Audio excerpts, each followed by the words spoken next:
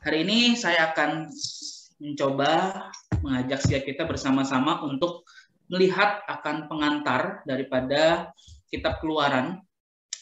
Ya, kitab Keluaran ini ya, saya rindu kita boleh sama-sama melihat kitab Keluaran yang tentu saja sudah tidak asing lagi ya, pasti bagi setiap kita, karena biasanya bagian-bagian awal itu kita sudah suka baca. Misalnya kita komitmen mau baca Alkitab ya semuanya, biasanya Keluaran tuh kebaca gitu ya.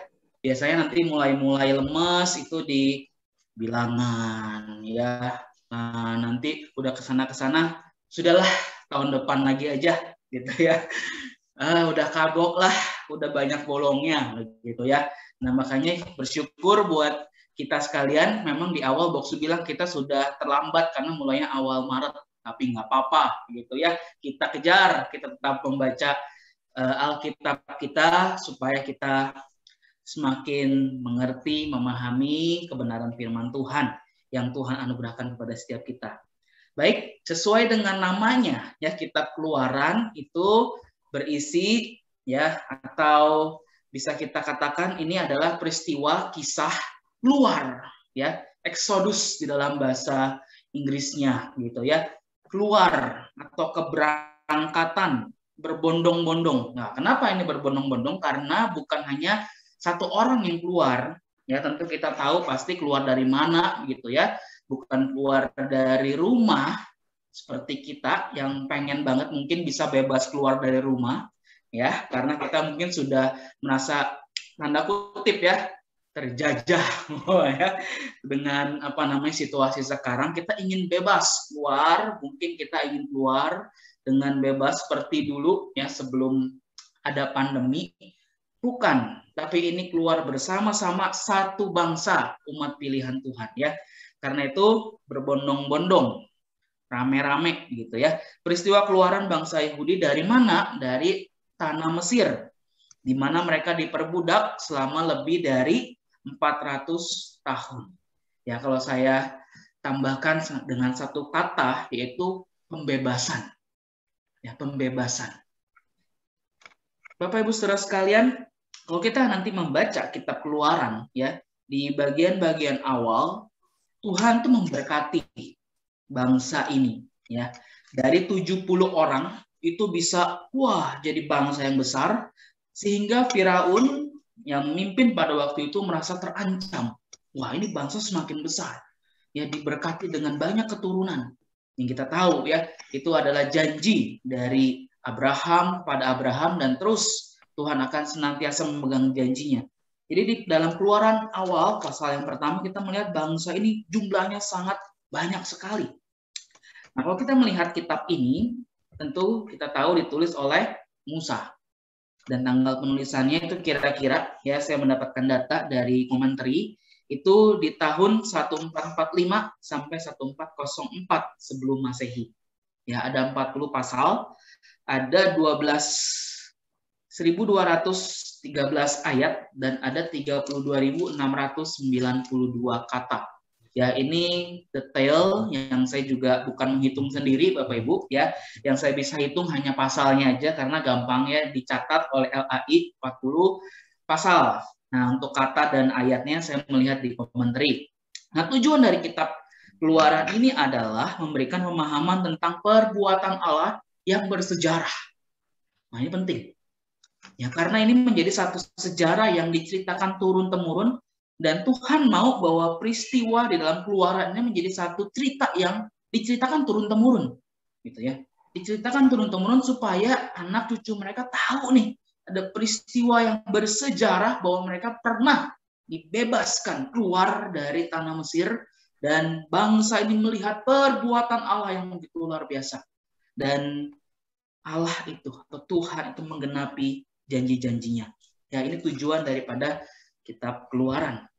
Nah, ada dua peristiwa penting, Bapak Ibu Saudara sekalian, di dalam kitab Keluaran. Yang pertama, itu pembebasan orang Israel atau bangsa Israel dari perbudakan di Mesir. Melalui karya penyelamatan Allah yang penuh kuasa di Laut Teberau. Ya, kita tahu bahwa puncak pembebasan itu bukan hanya 10 tulah yang kita sering dengar pasti. Tetapi sebenarnya puncak itu di Laut Teberau. Ya, ketika Firaun berubah pikiran, meminta pasukan mengejar, dan disitulah ya baru selesainya perangan atau perbudakan mereka di Mesir. Yang kedua adalah perjanjian di Gunung Sinai. Ya, kita tahu di sana ada 10 perintah Tuhan yang diberikan, yang kita juga sudah bahas di dalam kebaktian doa yang berseri, Bapak Ibu Saudara sekalian, dan ini satu hal yang dicatat dalam Keluaran 20 menjadi satu hal yang penting ya untuk kita bisa terus pelajari, kita terus bisa hidupi dalam kehidupan kita. Nah, kita melihat struktur kitabnya, Bapak Ibu Saudara sekalian, saya membagi menjadi 3 bagian besar. Ya, dari pasal 1 sampai pasal yang ke-15, itu Israel mengalami penderitaan di Mesir dan Allah menebus. Pasal 16 sampai yang ke-18, Israel berada di padang gurun menuju ke Gunung Sinai. Ya, Allah menyertai.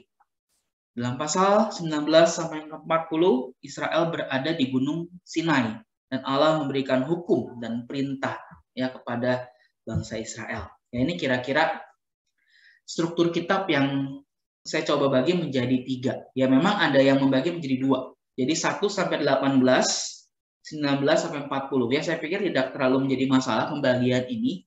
Hanya supaya kita lebih mudah saja memahami kitab Keluaran yang ada 40 pasal ini.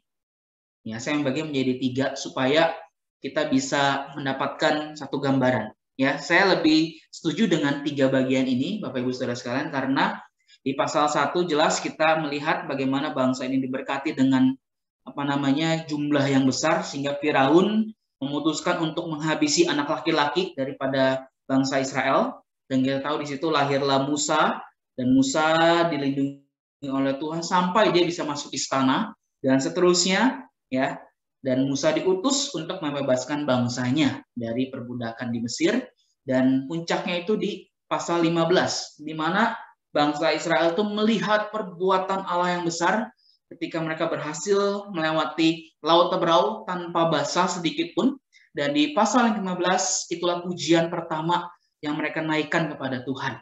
Ya, nyanyian syukur, nyanyian kemenangan yang dicatat di dalam Keluaran 15 ini menjadi satu pujian yang mereka nyanyikan kepada Tuhan setelah mereka melihat perbuatan Allah yang besar. Lalu di pasal 16 dan 18 mereka mulai lagi memasuki fase kehidupan yang baru. Ya, kita melihat nanti ada highlight yang akan saya berikan. Di situ bangsa ini mulai kembali, saya pikir ya, memulai kembali menjalani hidup yang baru, new normal mungkin istilahnya bisa kita pakai juga ya, dan mereka mulai beradaptasi dengan situasi yang berbeda jauh dari Mesir. Lalu pasal 19 sampai 40 ya, ketika Israel berada di Gunung Sinai, mereka menantikan Musa kapan turun. Nah, di situ terjadilah gejolak-gejolak yang luar biasa ya, sampai nanti di bagian-bagian akhir ada perintah Tuhan pada Musa untuk mendirikan kemah suci. Ya, ini highlight yang saya bisa berikan kepada kita sekalian. Ya, tentu di dalam Keluaran ini yang famous ceritanya, yang terkenal ceritanya adalah 10 tulah. Ya, 10 tulah ini mungkin bisa dihafal. Saya yakin akan menjadi satu pertanyaan atau bahkan 2 pertanyaan kuis ya pada pertemuan kita selanjutnya. Ya, saya pikir ini perlu kita hafal juga ya Bapak Ibu Saudara sekalian supaya nggak kebalik-balik aja gitu ya, dan kita bisa menjawab pertanyaan dan bisa dapat hadiah tentu saja ya.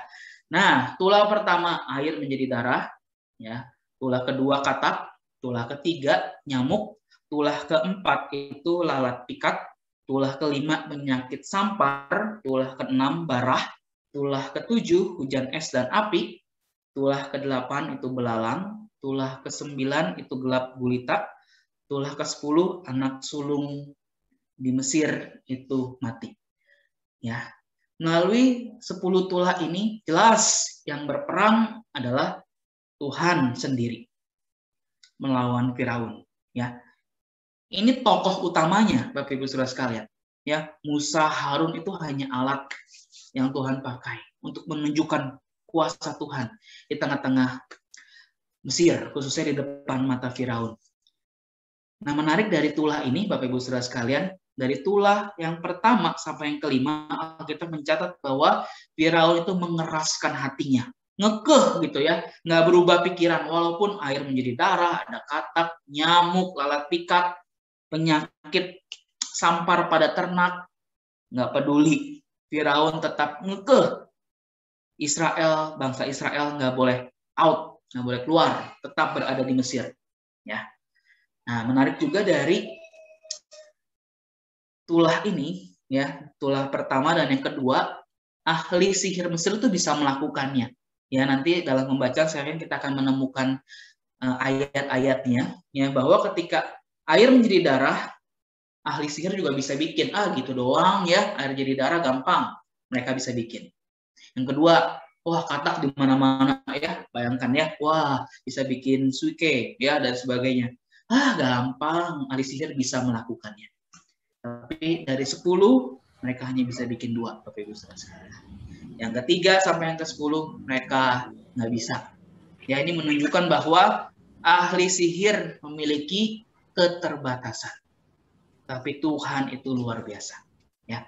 Lalu di dalam tulah yang ke-6 sampai yang ke-9 Alkitab mencatat bahwa Tuhan mengeraskan hati Firaun.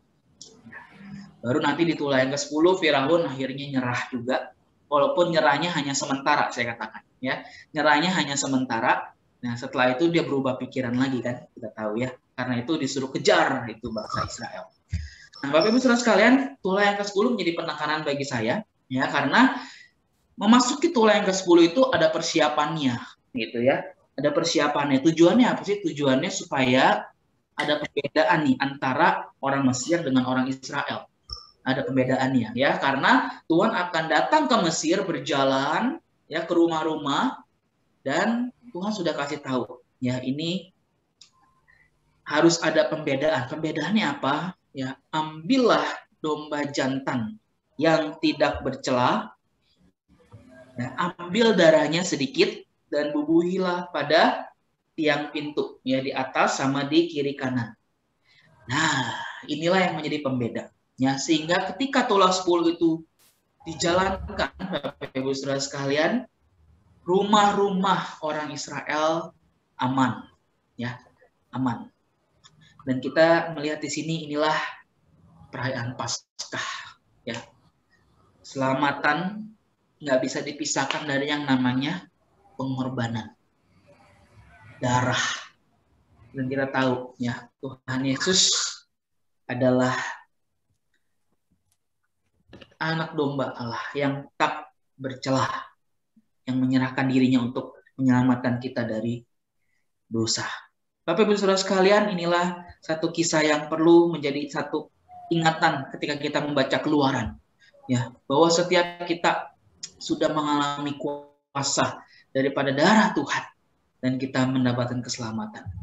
Bapak Ibu Saudara sekalian dikasih oleh Tuhan, dalam Keluaran 14:15 yang tadi saya katakan, inilah pujian pertama yang mereka keluarkan dari mulut mereka setelah melihat peristiwa yang besar. Ya, Tuhan itu kekuatan dan mazmurku. Ia telah menjadi keselamatanku. Tuhan itu pahlawan perang. Tuhan itulah namanya. Ya, ada lagu yang mirip-mirip ya. Tuhan adalah kekuatanku. Ya, itu lagu lama. Yang lebih baru lagi, Tuhanlah kekuatan dan mazmurku. Ya kan? Mirip ya. Diambil dari ayat ini. Dan itu menunjukkan bahwa Tuhan kita itu Tuhan yang hebat, Tuhan yang luar biasa. Nah, namun setelah mereka berhasil lepas daripada kejaran orang-orang Mesir, yang tadi saya katakan, mereka masuk di fase yang namanya new normal. Dan mereka mulai mengalami yang namanya, tanda kutip ya, kesusahan. Karena apa? Mereka harus berjuang untuk memenuhi yang namanya kebutuhan fisik mereka. Apa sih Bapak Ibu? Gampang ya, makan dan minum. Ya, saya yakin setiap kita pasti butuh makan dan butuh minum. Nah, karena itu ya, ketika mereka merasakan kesulitan untuk mendapatkan air, mendapatkan makanan, satu kata yang famous, yang melekat kepada bangsa Israel yaitu apa? Bersungut-sungut, Bapak Ibu Saudara sekalian. Ya, mereka bersungut-sungut dan mereka membayangkan ya, berhalusinasi gitu ya. Mereka membayangkan, aduh, mending di Mesir juga ya. Ini kita bisa keluar dari Mesir, memang sih nggak kerja lagi ya, nggak gawe lagi, tapi kita susah makan, susah minum ya. Nah, mereka mulai mikir deh, mulai overthinking ya, istilah zaman now ya, overthinking. Wah, jangan-jangan Tuhan menghukum kita mati di sini. Ya, mereka mulai ngomong sama Musa. Musa, Musa, kamu ingin kita mati di sini?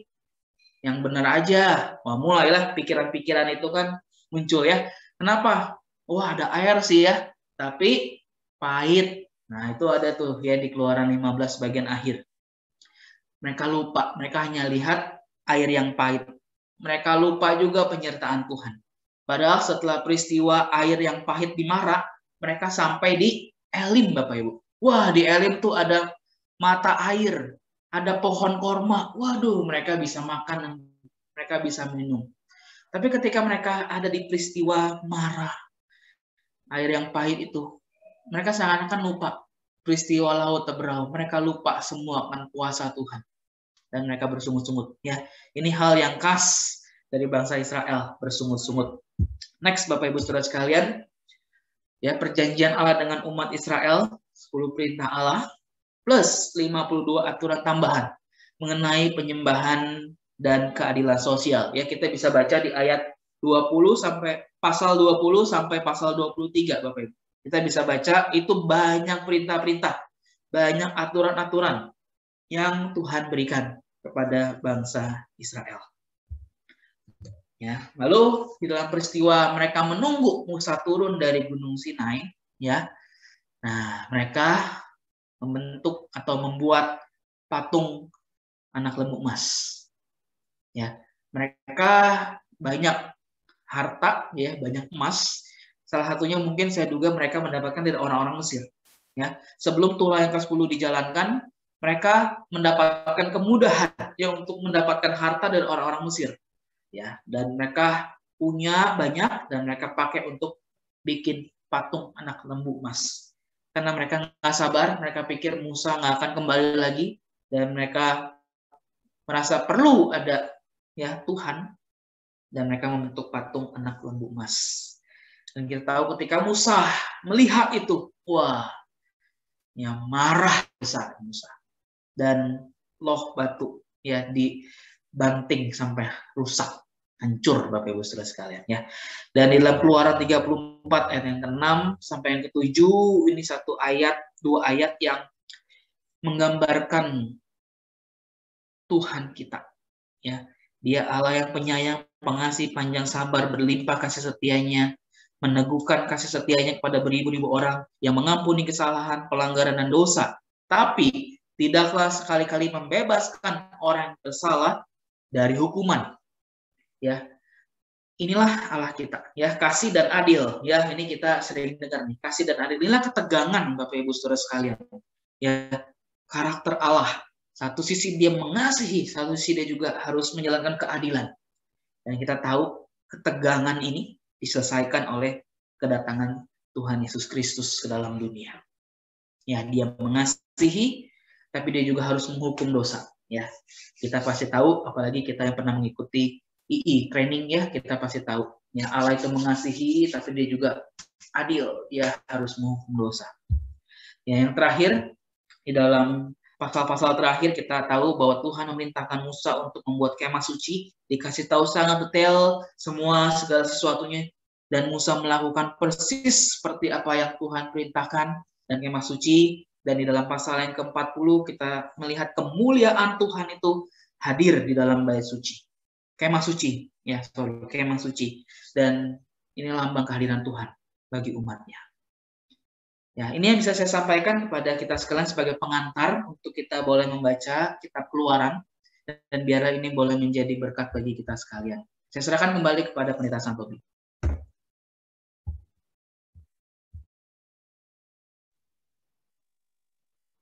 Ya, terima kasih.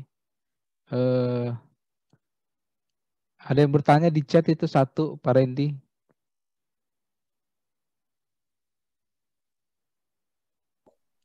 Ya, apa yang dimaksud Tuhan mengeraskan hati Firaun?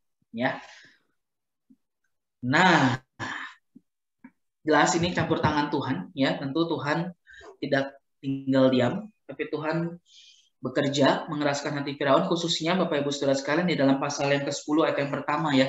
Bukan hanya Firaun sebenarnya, tapi juga pegawai-pegawai kalau saya membaca, ya. Saya coba buka dulu ya, Keluaran 10 ayat yang pertama. Nah, itu di dalam tulah yang ke berapa tuh ya? Nah, tulah yang ke-8 ya. Nah, berfirmanlah Tuhan kepada Musa, pergilah menghadap Firaun, sebab aku telah membuat hatinya dan hati para pegawainya berkeras, supaya aku mengadakan tanda-tanda mujizat yang kubuat ini di antara mereka. Ya, saya tidak tahu sebenarnya apakah hati Firaun itu mulai melembut ya, karena 5 tulah yang pertama dia keras, dan yang keenam dia mulai akan menyerah begitu ya. Tetapi dari 6 sampai yang ke-9 saya melihat Tuhan tuh bekerja untuk mengeraskan hati Firaun dan pegawainya. Ya. Tujuannya apa? Tujuannya jelas supaya mereka melihat kebesaran Tuhan. Ya. Mereka melihat kebesaran Tuhan. Saya pikir itu ya tujuannya ya. Yang dimaksud Tuhan mengeraskan hati Firaun, ya jelas Tuhan membuat hati Firaun itu bersikeras untuk tidak menyerah gitu ya. Tidak menyerah setelah tulah yang misalnya ke-8 belalang, ya sudahlah silakan keluar. Tidak ya, saya pikir Tuhan punya rencana sampai tulah yang ke-10 ya, karena itu Tuhan mengeraskan hati Firaun di sana. Ya mungkin ini yang bisa saya berikan, kalau ada tambahan mungkin ya rekan-rekan hamba Tuhan bisa menambahkan atau mengkoreksi juga boleh, silakan. Ya, thank you. Terima kasih Pak Randy. Memang sih yang kalau yang mengeraskan hati itu yang barusan dibacakan oleh Pak Randy, benar yang pasal 10 ya. Pasal 10 ayat yang pertama itu udah ada jelas. Tuhan tuh berkata, aku membuat hatinya dan hati para pegawainya berkeras supaya, begitu ya. Itu tujuan Allah. Supaya aku mengadakan tanda-tanda mujizat yang kau buat ini di antara mereka, dan supaya engkau dapat menceritakan kepada anak cucumu bagaimana aku mainkan orang Mesir dan tanda-tanda mujizat mana yang telah kulakukan di antara mereka, supaya kau mengetahui bahwa akulah Tuhan. Ya betul tadi kata Pak Randy ya. Nah teman-teman, saya akan menjawab nih pertanyaan-pertanyaan yang sudah masuk.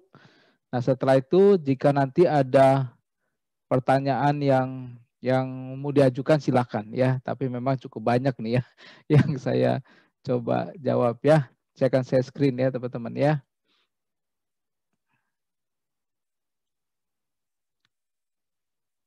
Nah ya, jadi silakan nanti jika ada yang belum puas nanti merespon setelah saya sudah sampaikan semua ya. Nah ini ada beberapa pertanyaan yang masuk. Nah pertanyaan begini, di dalam Kejadian 32 ayat 25, ketika orang itu melihat bahwa ia tidak dapat mengalahkannya, ia memukul sendi pangkal paha Yakub, sehingga sendi pangkal paha itu terpelecok ketika ia bergulat dengan orang itu. Nah pertanyaannya, siapa yang bergulat dengan Yakub? Malaikat, Tuhan. Apa tujuannya ya? Jadi ini yang pergulatan ya. Nah, saudara, kemudian saya jawab dulu ya. Nah, saudara, orang yang bergulat dengan Yakub adalah seorang malaikat yang diutus oleh Tuhan untuk memberikan keyakinan kepada Yakub bahwa Tuhan menyertainya. Kalau sudah tahu, di dalam kisah ini kan di dalam pasal 32 ayat 22 sampai 32, ini kan Yakub mau berjumpa dengan Esau. Nah, diceritakan dia sangat takut luar biasa ya. Takut sekali. Bahkan kalau kita lihat pertama-tama itu dalam ayat 22 dia menyeberangkan semua anak-anaknya, keluarga istri sama anak-anaknya. Nah, dia tinggal sendirian dan di situ dia bergumul luar biasa, saudara ya. Dia merenungkan luar biasa. Nah, memang tiba-tiba kemudian muncul seorang laki-laki. Nah, siapa laki-laki itu? Nah, laki-laki itu terlihat dari ayat 30. Yakub menamai tempat itu Peniel, sebab katanya, aku telah melihat Allah berhadapan muka, tetapi nyawaku tertolong. Jadi di sini sebenarnya Tuhan utus malaikat untuk bergulat dengan Yakub ya. Dan memang kalau kita lihat di sini, ketika orang itu melihat bahwa dia tidak dapat mengalahkannya, ia mukul sendi pangkal paha Yakub, sehingga sendi pangkal paha itu terplecok ketika bergulat dengan orang. Artinya apa, saudara? Yakub tuh ternyata orangnya hebat juga begitu ya, kuat juga. Jadi harusnya tidak kalah dengan Esau, karena memang digambarkan Esau itu kan, kalau sudah belajar tentang Esau, Esau itu adalah seorang yang dianggap liar, seorang yang kuat, gagah, dia berburu. Sedangkan Yakub itu adalah seorang yang kerjanya di rumah, kalau sudah tahu ya, dia anak mama. Kalau Esau itu anak papa, ya, pekerjaannya lebih keras. Nah, sehingga takut gentar luar biasa. Tapi di sini sebenarnya lebih tepat adalah bahwa Yakub itu yakin bahwa Tuhan tuh menyertai dia. Ya, jadi jawabannya adalah malaikat yang diutus oleh Tuhan, tujuannya supaya Yakub itu supaya percaya diri berjumpa dengan Esau karena Tuhan menyertai dia. Nah, dalam Kejadian 33 ayat 10 dikatakan Yakub ya, janganlah kiranya demikian. Jikalau aku telah mendapat kasih-Mu, terimalah persembahanku ini dari tanganku, karena memang melihat mukamu adalah bagiku serasa melihat wajah Allah, dan kau pun berkenan menyambut aku. Ya, jadi pertanyaannya, Esau itu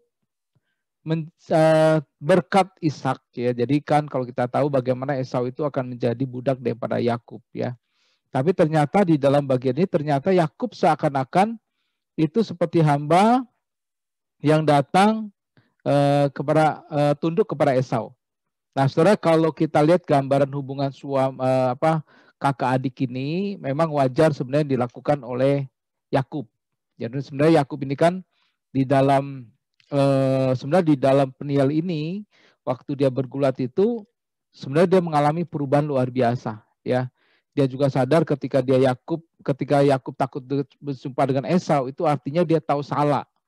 Dia sadar dia sudah menipu, karena Yakub kan dikenal dengan nama seorang penipu ya. Nah Yakub kemudian kan kita tahu di peniel itu diganti namanya menjadi Israel ya. Kalau sudah tahu di sini ayat 28 pasal 32-28, lalu kata orang itu, namamu tidak akan disebut lagi Yakub tapi Israel, sebab engkau telah bergumul melawan Allah dan manusia dan engkau menang. Jadi di sini sebenarnya ada perubahan dalam diri Yakub, dan Yakub tahu sebenarnya dia bersalah kepada Esau. Nah, karena takut salah itulah karena dia salah itulah takut dia berjumpa dengan Esau. Nah, tapi yang menarik saudara, sebenarnya kalau kita lihat ini bukan berarti tunduk ya, bukan berarti hamba, tapi ini menjadi sebuah relasi rekonsiliasi antara adik dan kakak, antara Esau dan Yakub ya. Jadi kalau kita lihat di sini bukan masalah hamba, tapi justru sebenarnya berkat bukan pada saat Yakub dan Esau, tapi kepada janji keturunan Yakub yang besar dan mengalahkan bangsa-bangsa termasuk bangsa Edom, keturunan Esau ya. Jadi saudara, kalau kita lihat di dalam kitab Kejadian, maka di situ kan dikatakan keturunan Esau adalah bangsa Edom. Nah, jelas pasal 36 dikatakan inilah keturunan Esau, yaitu Edom. Nah, Edom itu adalah saudara bangsa yang dikalahkan oleh bangsa Israel. Jadi janji berkat itu nyata kalau keturunan Yakub, Israel itu akan mengalahkan daripada keturunan Esau ya. Itu yang menjadi nubuatannya. Nah, kemudian ada pertanyaan di dalam Kejadian 41-45 ini bicara tentang Firaun yang memberikan Yusuf Asnat ya. Kalau sudah baca dalam pasal 41 dan 45 dikatakan begini. Lalu Firaun menamai Yusuf Zafnat Panea, serta memberikan Asnat anak Potifera, imam di On, kepadanya menjadi istrinya. Demikian Yusuf muncul sebagai kuasa atas seluruh tanah Mesir. Nah, pertanyaannya adalah latar belakang Asnat, orang Mesir, anak Potifera, imam di On, apakah seorang takut Tuhan ya, akan Tuhan maksudnya, langsung diterima Yusuf, atau ada pergumulan, tanya ke Tuhan ya, mungkin ketika Firaun mau kasih Yusuf datang, Tuhan boleh enggak begitu ya. Nah, yang kedua pertanyaannya, dan apakah imam Potifera ini adalah anak Tuhan atau dari kepercayaan lain latar belakangnya. Nah, saudara, sebenarnya kalau kita lihat di dalam 45 ini adalah sebenarnya politis saudara ya. Jadi Firaun memberikan Asnat sebagai istri Yusuf itu sebenarnya untuk menaikkan status Yusuf supaya layak menjadi pemimpin di Mesir. Ya, kenapa? Karena Yusuf itu kan seorang budak. Ya, kita tahu seorang budak di Potifar, kemudian dia masuk penjara, dan ini seorang yang jelas seharusnya tidak dianggap, ya jelas tidak dianggap. Tapi kemudian karena Firaun tidak menjadikan dia seorang pemimpin, maka tidak mau dia juga dinaikkan statusnya. Nah, 45 dikatakan demikian ya. Firaun memberikan nama baru Zatnat Pa'ana, ya, atau artinya mengungkapkan rahasia. Nah, kemudian dia memberikan Asnat, anak Potifera, imam di On. Nah, imam ini adalah seorang kedudukan yang tinggi, yang bisa dikatakan luar biasa, yang dipandang, yang dihormati di situ. Nah, baru dikatakan ayat firman Tuhan, demikianlah Yusuf muncul sebagai kuasa atas seluruh tanah Mesir. Jadi ketika Yusuf sudah diakui statusnya, dia diterima, maka kemudian dia bisa berkuasa atas seluruh tanah Mesir, ya. Jadi ini sama seperti kalau sudah tahu Raja Salomo yang banyak mendapatkan istri selir karena kedudukan dia, status dia secara politik. Nah, tentu dalam pertanyaan di sini apakah dia bergumul? Nah, saudara, ini tidak dijelaskan di Alkitab, tetapi jelas kalau sudah tahu tentang perjalanan Yusuf, maka Tuhan itu selalu menyertai Yusuf. Ada rencana Tuhan, ada karya Tuhan, dan Tuhan tentu izinkan. Ya, kalau Tuhan tidak izinkan, tentu Tuhan akan kasih peringatan begitu ya, atau di blok begitu ya, tidak boleh begitu. Tapi di sini ternyata diizinkan oleh Tuhan sehingga Yusuf itu memiliki istri, yaitu anak daripada Imam Potifera. Nah, sedangkan Imam Potifera adalah imam dewa matahari yang pusat penyembahnya di On. Jadi saudara, orang Mesir itu menyembah dewa matahari. Nah, pusat penyembahannya adalah di On, dan ini dikatakan diduga adalah dia seorang yang memang punya kedudukan sangat tinggi, sehingga Imam Potifera ini dihormati sekali dan dia punya 7 anak ya, dan salah satunya adalah Asnat ini ya. Jadi saudara, kalau kita lihat di sini, ini kedudukan yang memang secara politis ya, dan tentu ini Imam Potifera ini bukan imam yang menyembah Tuhan Allah atau anak Tuhan, tetapi jelas dia menyembah dewa matahari ya di sini. Tapi saya percaya dengan kehidupan Yusuf itu bisa membawa istrinya juga menyembah kepada Allah, karena kita tidak pernah melihat Yusuf itu menyimpang imannya bahkan sampai akhir hidupnya ya. Nah, selanjutnya di dalam di dalam Kejadian 46 ayat 34 dikatakan, sebab segala sesuatu gembala kambing domba adalah suatu kekejian bagi orang Mesir. Nah, saudara, kalau sudah baca, ketika ketika keluarga Yakub tidak dibawa, maka di situ ada sebuah pernyataan ya. Kejadian 46 ayat 34.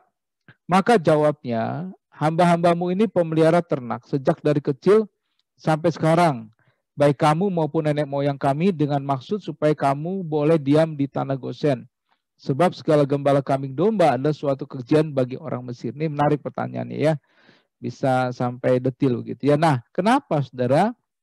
Nah, ternyata gembala kambing domba adalah kekejian bagi orang Mesir karena gembala domba adalah pekerjaan yang hina di mata orang Mesir ya. Dan mereka tidak mau bergaul dengan gembala kambing domba. Jadi kalau kita lihat di sini, jelas kan kita lihat nih, Yusuf itu kan pemimpin begitu ya. Kalau sudah bisa membayangkan Yusuf seorang pemimpin yang besar pada masa itu, diangkat ya menjadi orang nomor 2 setelah Firaun, maka jelas berbeda dengan orang tuanya Yakub dan saudara-saudara yang hanya gembala. Dan gembala kita tahu saudara di zaman Tuhan Yesus juga adalah pekerjaan yang tidak dipandang ya. Dan makanya kita tahu Tuhan Yesus juga hadir, berita sukacitanya kepada gembala yang tidak dianggap. Artinya Tuhan Yesus datang untuk orang yang hina juga. Nah, di sini saudara, jadi sebenarnya merendahkan diri lah ya, merendahkan hati lah ya. Jadi bisa katakan ketika dia menjawab, ketika kalau kita lihat sini, Yusuf kemudian berkatakan, kalau kita lihat dalam ayat 31, ya, kemudian ketika Firaun bertanya, kemudian dikatakan hamba-hambamu ini pemelihara ternak sejak kecil sampai sekarang, begitu ya. Dan sehingga dia mengatakan, apakah boleh kami tinggal begitu ya, padahal kami ini adalah sebagai gembala domba. Tapi karena Firaun melihat jasa daripada Yusuf, maka itu diperbolehkan. Bahkan kata Firaun, kalau ada yang hebat, yang bagus, maka dia bisa menjadi pengawas daripada ternak-ternaknya. Ya, jadi takutnya memang keluarganya itu menjadi penghalang daripada Yusuf. Ya, tetapi ternyata tetap ya. Jadi kekejian itu artinya bukan hal yang jahat, tetapi sebuah hal yang hina di sini. Ya.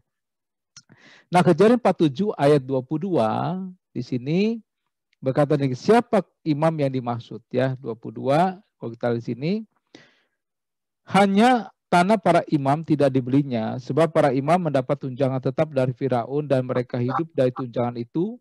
Itulah sebabnya mereka tidak menjual tanahnya. Nah, saudara, imam di sini adalah sebenarnya orang yang membantu di dalam penyelenggaraan ibadah kepada dewa-dewa. Ya, imam adalah perantara antara manusia dengan Allah atau dewa. Jadi imam di sini bukan hanya buat orang Israel, ya pemahamannya, jangan salah. Jadi kalau kita lihat di dalam orang Israel kan ada imam-imam, orang-orang Lewi yang menjadi pemimpin. Nah, imam di sini adalah sebenarnya kata umum. Sama seperti kata Elohim, Allah, itu bisa menuju kepada Allah-Allah, ya, ilah, berhala gitu ya, tapi secara umum pemakaian kata Elohim atau Allah. Nah, imam di sini atau kohen ya dalam bahasa Ibraninya adalah perantara. Nah, yang menarik adalah memang seperti Imam Potifera itu adalah imam yang membantu di dalam penyelenggaraan penyembahan. Jadi ternyata kalau kita di sini ini mirip begitu ya. Ternyata kalau kita lihat Allah itu selalu memakai apa yang sudah ada pada masa itu. Ya, jadi ketika Allah menjadikan orang Lewi sebagai imam dan juga memberikan tanah dan memberikan artinya kehidupan yang dibantu oleh saudara-saudaranya, maka itu juga ditunjang. Nah, demikian juga imam daripada orang Mesir ini, mereka adalah orang-orang yang khusus membantu di dalam menyelenggarakan penyembahan. Sehingga kalau kita lihat di sini, secara khusus imam itu tidak dibeli. Kenapa? Karena mereka tidak punya usaha, tidak punya pekerjaan seperti yang lain. Mereka tidak berkebun, mereka tidak bertani, tapi mereka hanya khusus melayani di kuil-kuil, ya seperti itu. Makanya tanahnya itu tidak dibeli, ya. Ini sama ditunjang, dihormati, ya. Nah, dari mimpi Firaun, masa tuai panen 7 tahun dan bencana kelaparan 7 tahun, meliputi areanya negara mana saja batasannya, kalau air bah meliputi seluruh dunia, ya. Nah, Nah, saudara, Kejadian 41 di sini jelas kalau sudah lihat tentang nubuatan ini, Kejadian 41 ayat 56 sampai 57 itu berkata demikian. Ya, saya bacakan. Kelaparan itu merajalela di seluruh bumi. Maka Yusuf membuka segala lumbung dan menjual gandum kepada orang Mesir, sebab makin hebat kelaparan itu di tanah Mesir. Juga dari seluruh bumi datanglah orang ke Mesir untuk membeli gandum dari Yusuf, sebab hebat kelaparan itu seluruh bumi. Nah, saudara, seluruh bumi ini memang kalau kita lihat, misalkan ya seperti orang bilang, apakah air bah seluruh dunia, seluruh bumi, ya. Gambaran bumi ini bisa saja seluruh bumi seluruhnya, ya, kelaparan. Tetapi yang diduga oleh penafsir adalah di wilayah timur dekat kuno atau Mediterania. Jadi kalau sudah lihat peta, itu di daerah-daerah yang ada di sekitar Mesir, ya, termasuk Kanaan, di situ Het dan daerah-daerah sekitar itu, ya. Karena kalau sudah perhatikan yang datang itu adalah orang-orang yang demikian, ya, termasuk yang dari Kanaan, Yakub dan anak-anaknya. Yaitu datang ke situ dan mereka yang membeli barang-barang di situ, ya, dugaannya seperti itu. Karena tentu di dalam kekeringan ini ada masa wilayah kering, tapi ada masa juga wilayah yang lain tidak kering, ya. Jadi tidak seluruh pengertian seluruh bumi ini adalah memang di sekitar wilayah yang tersebut di atas, ya. Nah, nomor 2 maksudnya nyambung ya dengan imam yang percaya kepada Tuhan atau dari kepercayaan lain. Dan di pasal ini Firaun, ya, tadi saya sudah jawab bahwa itu adalah kepercayaan yang lain, yaitu menyembah kepada dewa matahari. Ya, sekali lagi imam di sini bukan hanya bicara imam orang Israel, tetapi imam Ya, bangsa-bangsa yang menyembah ilah atau berhala, hanya khusus bangsa Israel menyembah kepada Allah Yahweh. Ya.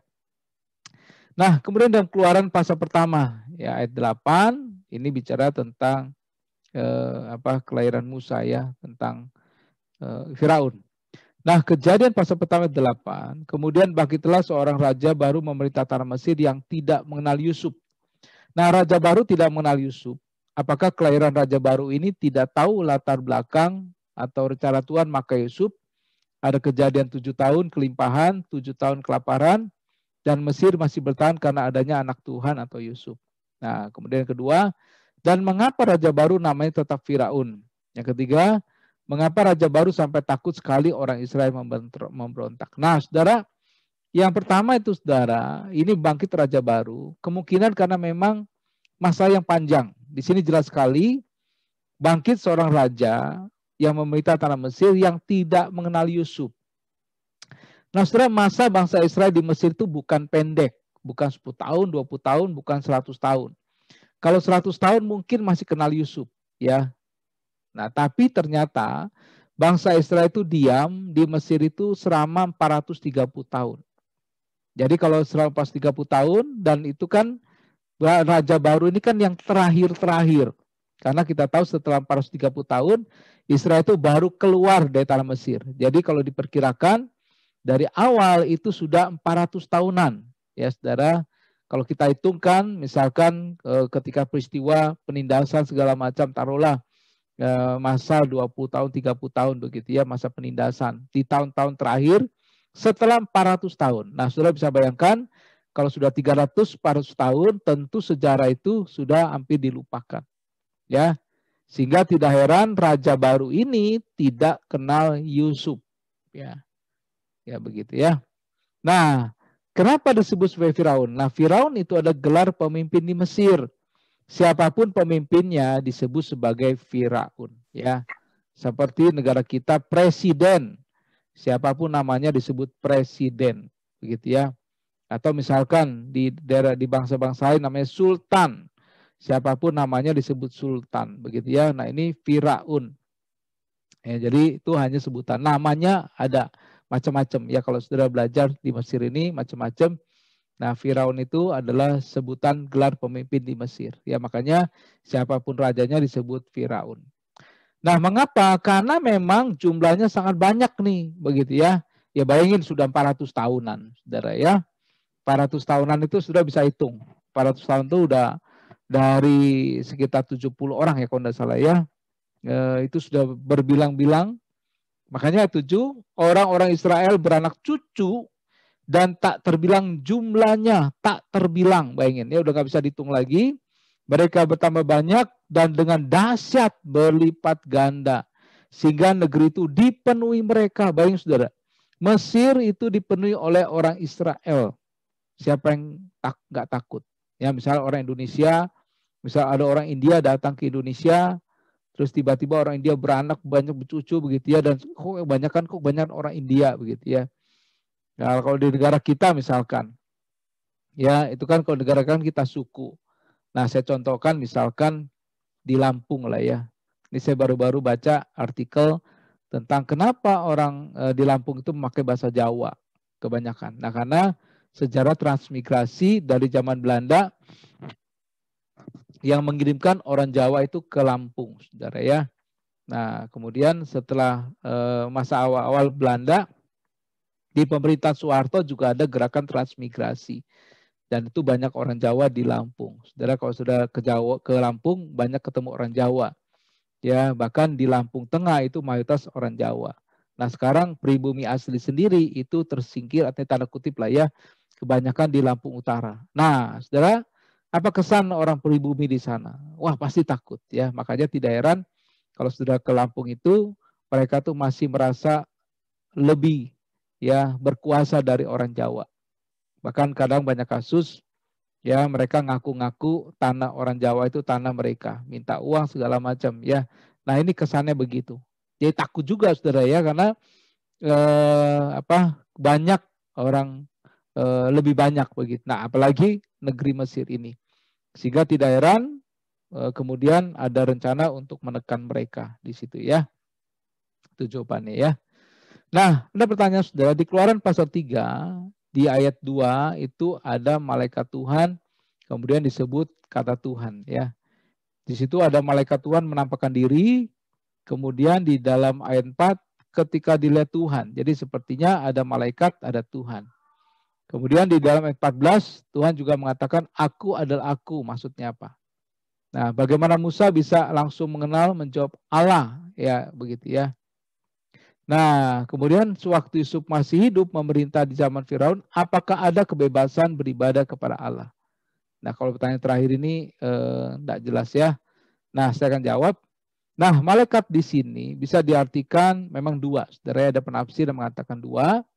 Yang pertama memang malaikat yang diutus oleh Tuhan berbicara atas nama Tuhan sendiri. Jadi malaikat tapi dipandang oleh yang didatangi itu adalah Tuhan karena mewakili, begitu ya. Dan itu tentu dengan kemuliaannya. Ya, makanya kalau kita lihat sini itu nampak dinyalapi yang keluar dari Mesir, dari semak duri maksud saya ya, semak duri ya. Jadi itu kelihatan sekali menyala tapi tidak makan api. Nah, atau bisa juga merupakan penjelmaan Tuhan yang tampak seperti malaikat. Ya, kita tahu seperti kejadian Abraham. Nah, tapi sebenarnya peristiwa ini sama seperti pada Gideon. Ya, kalau sudah baca Hakim-Hakim pasal 6 ya. Hakim-Hakim saya akan bacakan buat kita. Hakim-Hakim pasal 6 ayat 12-14. Ini sama persis ya. Nah, 6, 12, 14 dikatakan malaikat Tuhan menampakkan diri kepadanya, kepada Gideon, dan berfirman kepadanya dengan demikian, Tuhan menyertai engkau, ya pahlawan yang gagah berani. Jawab Gideon kepadanya, ah Tuanku. Jadi dia masih melihat ini seperti orang ya, karena dipanggil Tuanku. Jika Tuhan menyertai kami, mengapa semuanya ini menimpa kami? Di manakah segala perbuatan-perbuatannya yang ajaib yang ciptakan oleh nenek moyang kami kepada kami ketika mereka berkata, bukankah Tuhan telah menuntun kita keluar dari Mesir? Tetapi sekarang Tuhan membuang kami dan menyerahkan kami ke dalam cengkeraman orang Midian. Nah, ayat 14. Lalu berpalinglah Tuhan, jadi bukan malaikat lagi. Lalu berpalinglah Tuhan kepadanya dan berfirman, pergilah dengan kekuatanmu ini dan selamatkanlah orang Israel dan cengkeraman orang Midian. Bukankah aku mengutus engkau? Nah, langsung memakai kata aku besar di sini ya, dan menyatakan diri Tuhan. Ayat 15 langsung responnya berbeda. Tetapi jawabnya kepadanya, Tuhanku, dengan apakah kuselamatkan dan seterusnya ya di sini. Jadi jelas di sini sebenarnya saudara, kalau kita lihat menyatakan bahwa Tuhan itu hadir begitu ya. Jadi melalui malaikat atau Tuhan sendiri nampak, tetapi jelas malaikat itu adalah menjadi perwakilan daripada Tuhan sendiri. Ya, bisa saja memang sekali lagi bisa dikatakan Tuhan yang menjelma, tetapi jelas di sini menyatakan bahwa maksud Tuhan kepada Musa dan juga kepada Gideon ya di sini ya. Dan sebenarnya kata malaikatnya juga memakai kata huruf besar ya, tapi ini memang menjadi yang menyatakan jelas bahwa Tuhan itu datang. Nah, nama aku adalah nama pribadi Allah sebenarnya, yaitu Yehova, di mana nama Allah tidak pernah diciptakan oleh siapapun dan tidak bergantung pada apapun. Jadi ayat 14 firman Allah kepada Musa, aku adalah aku ya. Lalu firman-Nya, beginilah kau katakan kepada orang Israel itu, akulah aku telah mengutus aku kepadamu. Jadi kalau kita lihat di dalam maksud ini sebenarnya Tuhan itu memperkenalkan nama pribadinya. YHWH ya, Yehova. Kalau sudah lihat kan, aku adalah aku itu kan huruf besar semua. Sama seperti kata Tuhan. Kalau sudah lihat di dalam kitab Keluaran, kata Tuhan yang huruf besar itu terjemahan dari Yahweh, ya Yehova. Ya, tapi kalau Tuhan yang kecil itu Adonai, ya. Tapi kata Tuhan yang besar itu adalah nama pribadi. Jadi memperkenalkan nama pribadinya. Nah, tentu di sini kebebasan itu tetap ada, ya. Jadi kalau kita lihat Yakub itu memberkati Firaun, dengan cara Yakub. Kemudian Yusuf juga masih mengingat akan Tuhan dalam Kejadian 50 24 sampai 25 ya. Nah, jadi kalau tadi dikatakan bagaimana Musa bisa mengenal itu adalah Allah ya, yang tadi ya. Ya Allah, karena kalau kita lihat di sini bagaimana hal yang mujizat yang terjadi, sesuatu yang berbeda ya kalau kita lihat di sini. Dan juga Musa melihat bahwa bagaimana Tuhan juga itu nyatakan di sini ya. Nah, Allah di sini kan kalau kita lihat adalah Allah yang umum begitu ya. Saudara perhatikan di sini Elohim. Tapi setelah itu Tuhan memperkenalkan dirinya. Dalam Kejadian pasal 3, 6, lalu ia berfirman, janganlah datang dekat-dekat, tanggalkan kasutmu dari kakimu, sebab tempat di mana engkau berdiri itu ada tanah yang kudus. Lagi ia berfirman, akulah Allah ayahmu, Allah Abraham, Allah Ishak, dan Allah Yakub.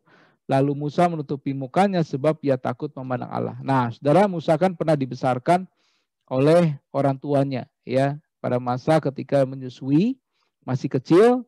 Tentu di situ dia juga diperkenalkan siapa Allah bangsa Israel, sehingga tidak heran dia juga langsung tahu dari keberadaan malaikat. Tetapi yang jelas adalah Tuhan memperkenalkan kembali dirinya kepada Musa ya. Tapi kata ya Allah itu memang adalah sesuatu yang sebenarnya masih umum ya.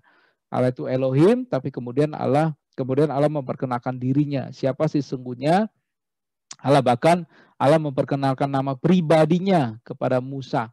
Siapa dia? Jadi ini proses juga Musa yang pernah diajarkan waktu tinggal sama orang tuanya, kemudian juga hidup sebagai orang Mesir yang tentu juga bisa terbawa di dalam ikut ritual daripada orang Mesir karena dia seorang pangeran ya di situ, tapi kemudian dalam pergumulan kehidupan dia ya Tuhan panggil dia secara pribadi. Nah, saya ada pertanyaan ya. Di dalam Keluaran 2:24 ini menarik saudara ya. Ini cukup menarik. Kita coba buka Keluaran 4 ayat 24. Ini menarik ya. Saya juga agak terkejut ya. Saya nggak pernah memperhatikan ini ya. Tapi ada yang bertanya seperti ini ya. Nah, Kejadian 4:24. Tetapi di tengah jalan di suatu tempat bermalam, Tuhan bertemu dengan Musa dan berikhtiar untuk membunuhnya. Ini menarik saudara ya. Nah, lalu Zipora mengambil pisau batu, dipotongnya kulit katan anaknya, kemudian disentuhnya dengan kulit itu kaki Musa sambil berkata, sesungguhnya engkau pengantin darah, ya, bridegroom of blood. Ya, kemudian lalu Tuhan membiarkan Musa pengantin darah, kata Zipora waktu itu karena mengingat sunat itu. Nah, saudara, pertanyaannya ya, mengapa Tuhan tidak membunuh Musa? Padahal Musa dalam perjalanan menuju Mesir melakukan tugas dari Tuhan. Dan tindakan Zipora juga cukup unik, menempelkan kulit katan anaknya ke kaki Musa. Apa karena Zipora anak imam, jadi mengerti beberapa hal. Nah, maksud pengantin darah, apa kalau saya browsing ya yang tanya ya. Penyebabnya adalah karena Musa tidak melakukan sunat pada anaknya. Hukumannya harus diputuskan dari keturunan Abraham, makanya Tuhan tidak membunuh Musa. Betul enggak ya Pak? Nah, saudara, ini menarik saudara ya. Nah, coba kita lihat saudara di dalam ayat yang ke-18 ya, pasal 2:18. Ini imam yang punya 7 anak itu adalah Imam Zitro ya. Nah, saudara di dalam pasal 2 ayat 16 di sini, adapun imam di Midian itu mempunyai 7 anak perempuan. Mereka datang menimba air dan mengisi palung-palungan untuk memberi minum kambing domba anaknya ya. Nah, ini kisah tentang Abraham ya. Nah, kemudian di dalam pasal 4 itu kan anak imam. Nah, pasal 4:18 ketika Tuhan sudah panggil di dalam pasal 3 dan 4. Nah, kemudian Musa itu sebelum berangkat minta izin kepada Zitro.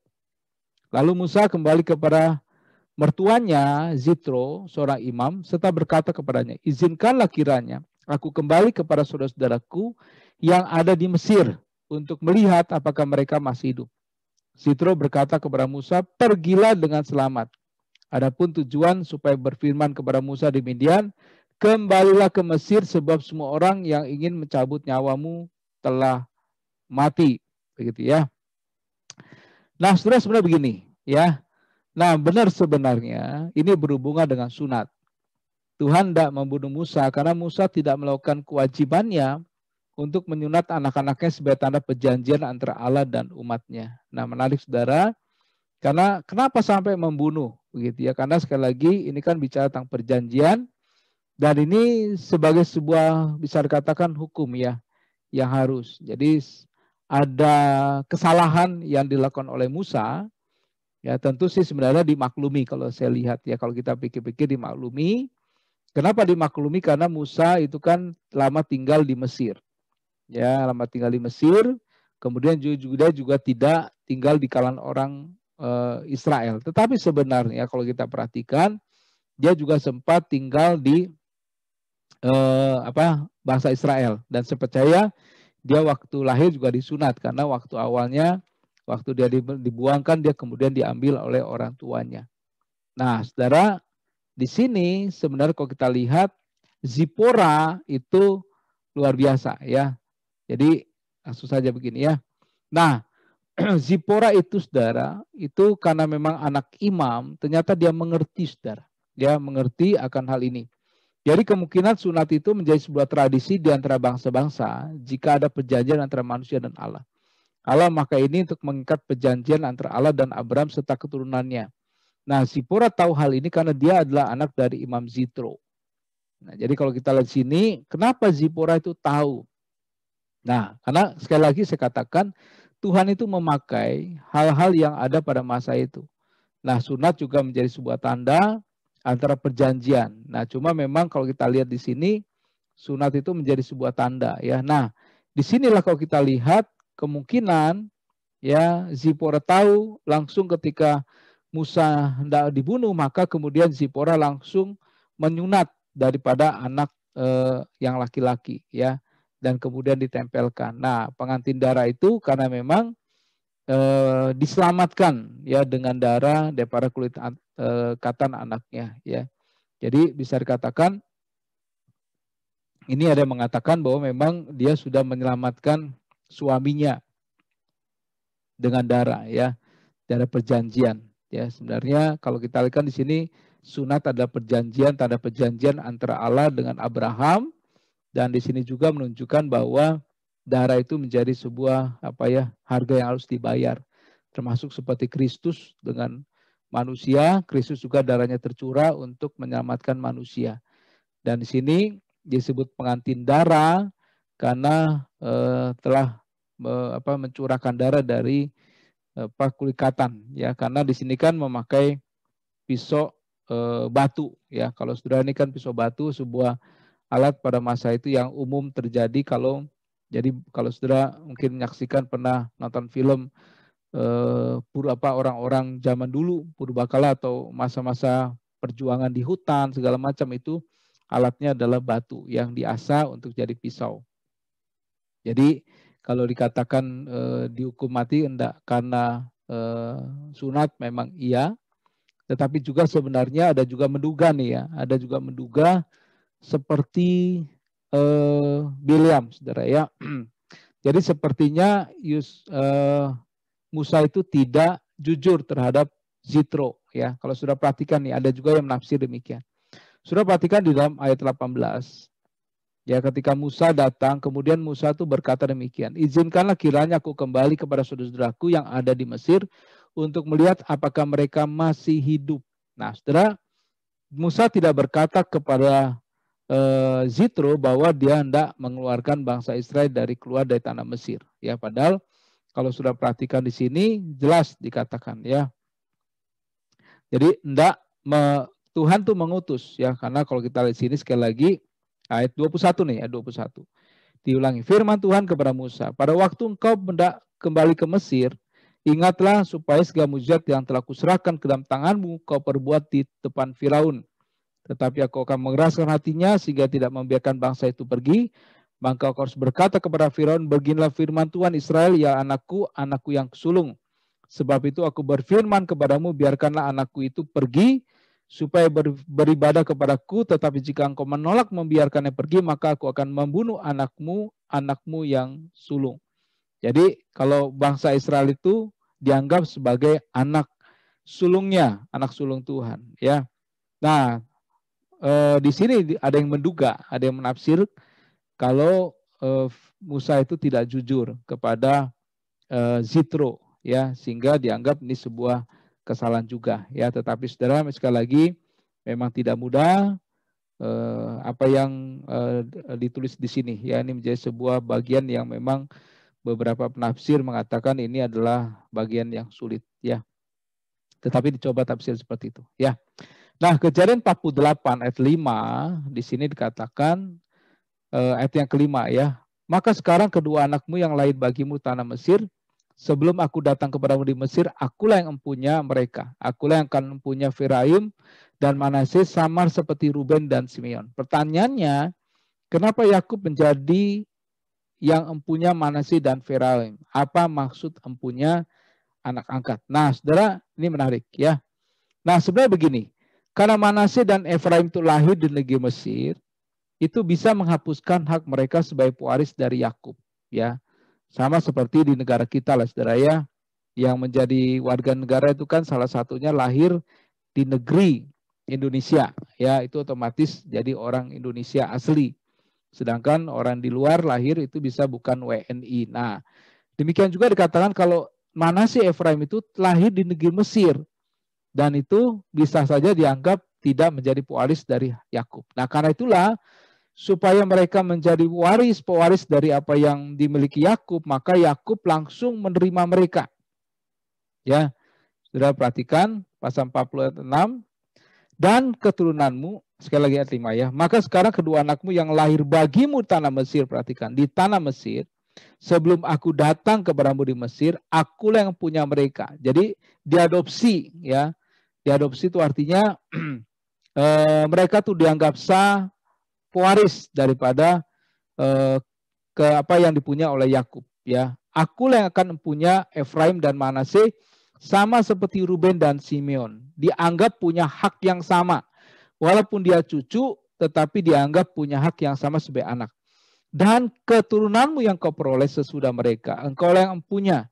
Tapi dalam pembagian warisan, nama mereka akan disebutkan berdasarkan nama kedua saudaranya itu. Sudah perhatikan, ya. Jadi keturunan Yusuf itu, sudah kan 12 suku. 12 suku memang satu lagi ada 13 Dina, tapi anak wanita tidak dapat. Nah, 12 suku salah satunya Yusuf. Nah, menarik saudara, ketika Yusuf ini sudah menolong mereka, ya, dan luar biasa dipakai Tuhan, maka kemudian Yusuf itu dibagi menjadi dua. Ya, pembagian tanah pusaka bukan atas nama Yusuf, tapi atas nama Manasye dan Efraim. Nah, sudah perhatikan, buka Yosua 16, ya. Saya akan bacakan Yosua 16 ayat keempat, ya.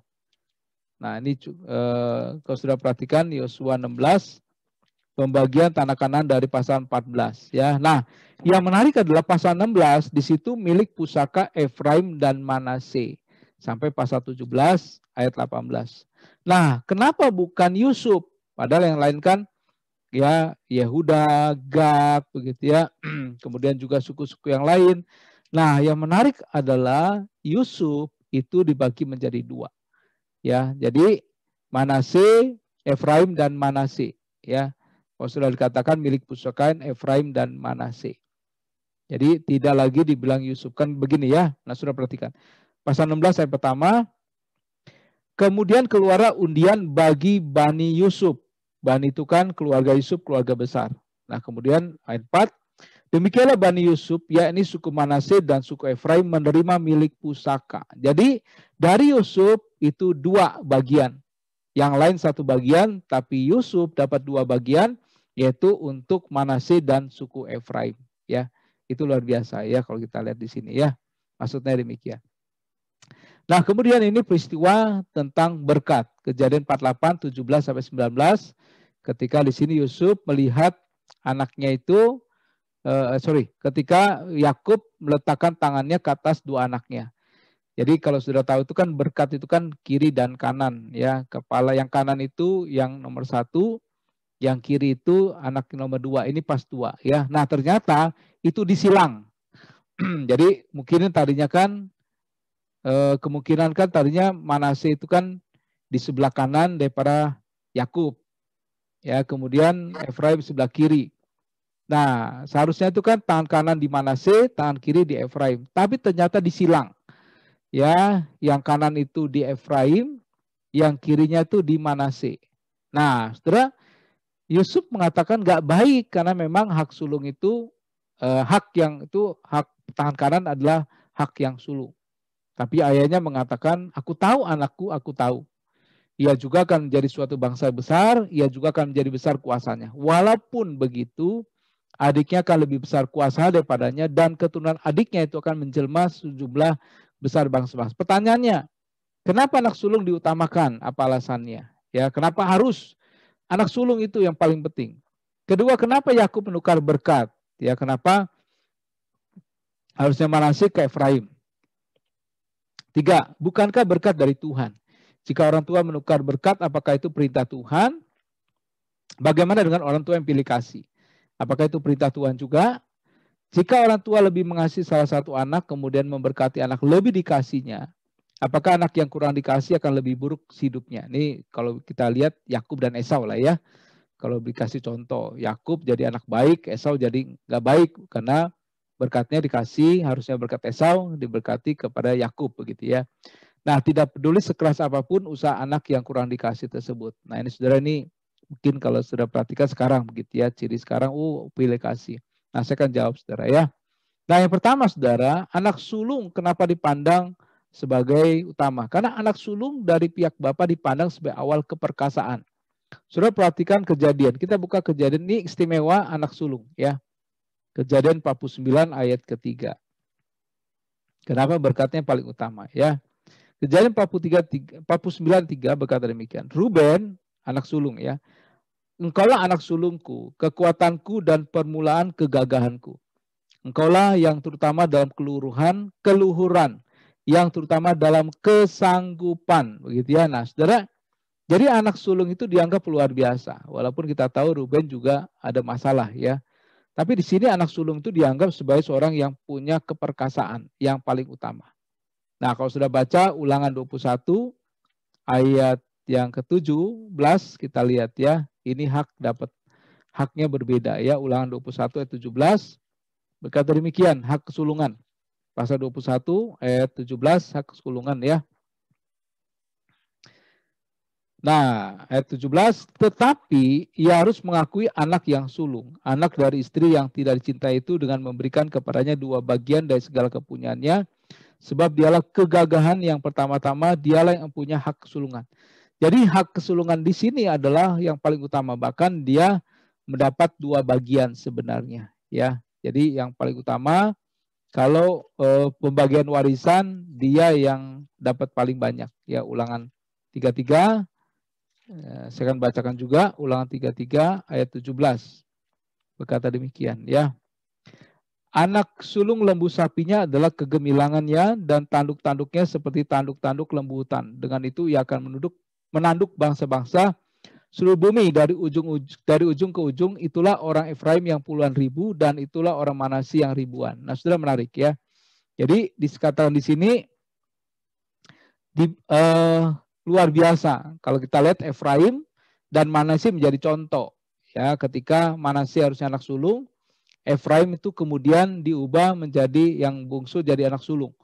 Nah, di sini kemudian keperkasaannya kelihatan lebih besar lagi. Efraim yang bungsu jadi sulung puluhan ribu, Manase yang sulung jadi bungsu ribuan. Ya, jadi jelas ini keperkasaan. Jadi berkatnya itu bisa dikatakan yang pertama ya, yang luar biasa dianggap lebih perkasa begitu ya. Nah, ada nubuat yang disampaikan itu begini, kenapa ditukar? Karena memang nubuat ini adalah nubuat Allah yang disampaikan melalui Yakub, bahwa Efraim akan menjadi bangsa yang lebih besar daripada Manase. Saya percaya di sini karya Allah juga yang dinyatakan melalui Yakub, ya, yang Tuhan berikan ya melalui berkatnya itu disampaikan kepada Manase dan Efraim. Dan nubuat ini jelas dikatakan bahwa Efraim akan menjadi lebih besar daripada Manase. Jelas bukan karena pilih kasih, tapi karena Allah yang menyatakan kepada Yakub, saudara ya. Jadi bukan karena Efraim lebih ganteng, Efraim lebih gagah, Efraim lebih sayang, bukan. Justru kan Yakub itu tidak kenal Efraim dan Manasye. Ya, bukan karena pilih kasih. Karena Yusuf justru sendiri ya membela. Ya, kalau sudah perhatikan kan Yusuf membela. Jadi pada waktu disilang, Yusuf mengatakan, ayahku alangkah tidak baik, kalau kita sudah perhatikan ya. Tidak baik kalau misalkan engkau itu memberkati terbalik begitu ya. Jadi seharusnya tangan kanannya itu ke Manasye begitu ya. Kalau sudah perhatikan ya, di situ yang tadi kita sudah baca. Jadi ayat yang 17 ya. Ketika Yusuf melihat bahwa anak ayahnya meletakkan tangan kanannya di atas Efraim, kepala Efraim, hal itu dipandangnya tidak baik. Lalu dipegangnya tangan ayahnya untuk memindahkan dari atas kepala Efraim ke atas Manasye. Jadi Yusuf sendiri tidak pilih kasih. Kalau Yusuf pilih kasih, lebih cinta Efraim, dia senang. Oh ya sudah, memang Efraim itu lebih baik anaknya, makanya cocoklah kalau tangan kanan dia atas Efraim, bukan Manasye. Tidak, tapi Yusuf sendiri memandang itu tidak baik, ya.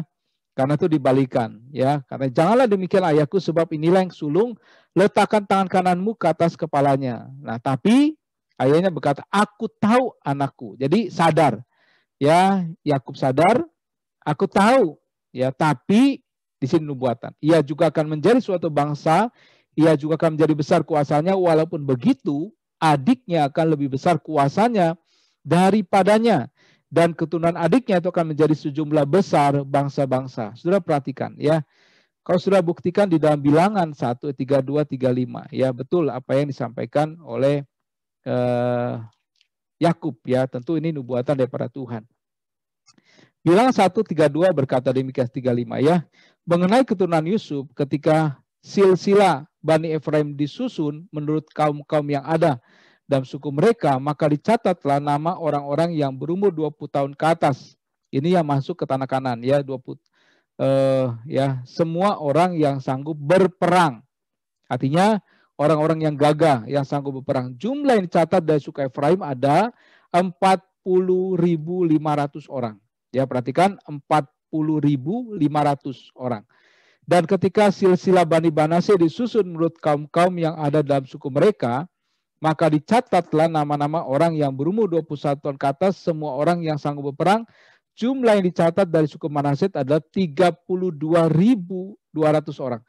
32.200 orang. Jadi lebih besar, lebih banyak Efraim. Nah, Bilangan 2:19 juga berkata demikian ya. Bilangan 2:19, pasukannya sudah perhatian. Nah, 18, panji-panji laskar Efraim menurut pasukan-pasukan mereka adalah di sebelah barat.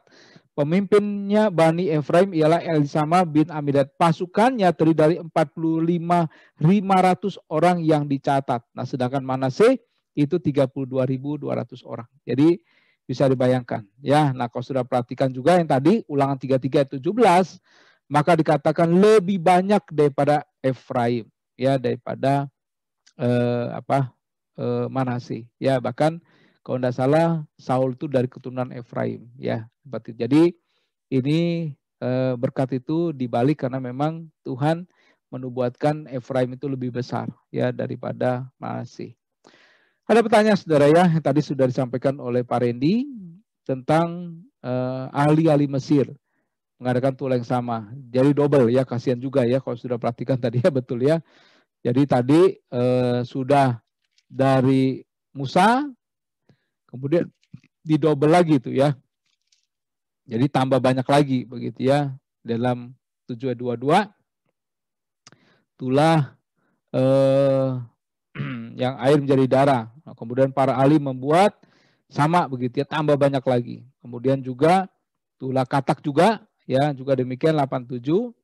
Di situ ahli itu membuat yang demikian ilmu mereka sehingga buat katak-katak, wah lebih banyak lagi. Jadi tadinya misalkan ya 1.000 katak jadi 2 kali lipat 2.000 katak karena lakukan. Nah, cuma yang ketiga tidak bisa tuh.